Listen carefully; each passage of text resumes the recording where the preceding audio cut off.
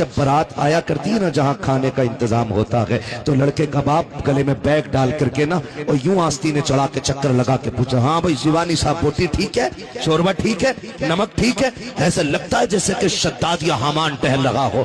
اور اگر اسی محفل میں دیکھنا ہو بیٹی کا باپ کو انہیں تو پوچھنے کی ضرورت نہیں ہے، دیکھ جس کی آنکھوں میں آنسو ہوں گے وہ بیٹی کا باپ ہوگا، جو کسی کونے میں کھڑے ہو کر کے بغل میں ہاتھ دے کے آسمان کو بار بار دیکھتا ہوگا، سمجھ لینا یہ بیٹی کا باپ کھڑا ہے، جو ہوٹ ہلا کر کے چپ کے لب سے دعائیں مانگ رہا ہو، سمجھ لینا یہ بیٹی کا باپ ہے۔ تمہیں خدا کا واسطہ روٹیاں پھینک کر کے کسی کی عزت سے کھلواڑ نہ کرنا، حد سے زیادہ نقصان کر کے باپ کو رونے پہ مجبور نہیں کرنا۔ تم نہیں جانتے ہو تمہارے پسند کی روٹی آئی تو کھا لی، نہ آئی تو پھینک دی، تمہیں کیا پتا ہے اس ایک وقت کے کھانے کے لیے اس باپ نے 18 سال بدن پہ بوریاں اٹھائی ہیں، تب جا کے 400 لوگوں کا کھانا بنا ہے۔ اس نے 13 سال تک لوگوں کے دھکے کھائے ہیں، تب جا کے اس نے قورمہ بنایا ہے۔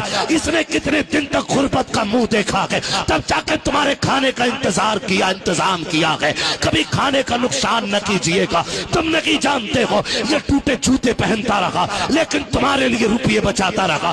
اس نے پھٹے کپڑوں پہ پیبند لگا کے پہنے لیکن تمہارے شامیانے کا انتظام کیا ہے۔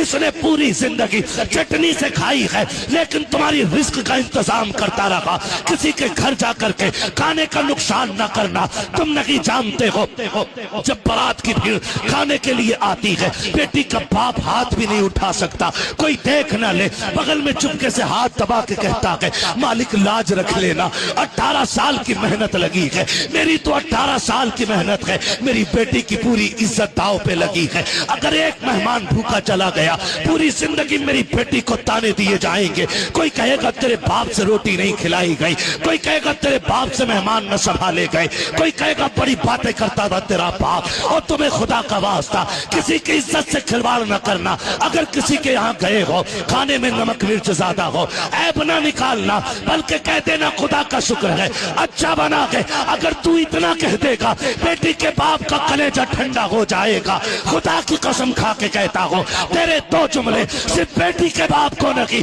بلکہ رسول پاک کو بھی راضی کر دیں گے، خدا پاک کو بھی راضی کر دیں گے۔